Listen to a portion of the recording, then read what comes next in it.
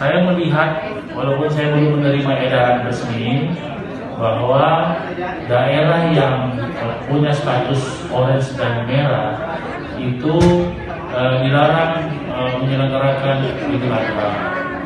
Nah, padahal Makassar ini status orange ini kan tidak pada kriteria penuh status itu. Yang kedua, Makassar telah melakukan dalam status orange itu melakukan Idul Fitri kemarin dan terbukti tidak jadi klaster.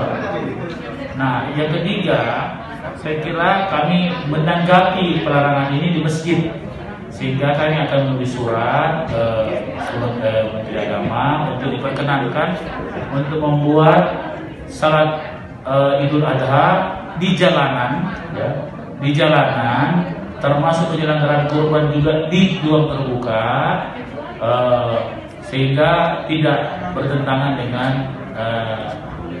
himbauan. Karena saya belum lihat ada surat edaran himbauan Menteri Agama. 68, tapi ini 100 ya Bu ya kemarin ya, 104.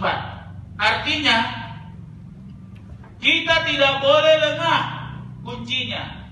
Sekali lagi, kita tidak boleh lengah sedikit pun. Bacaan ini harus menjadi bacaan kita semua, bahwa grafik ini memberikan kita sebuah gambaran bahwa walaupun terkendali. Kenapa dibilang terkendali? Di Jawa ini sekarang posisi lebih tinggi dari ini.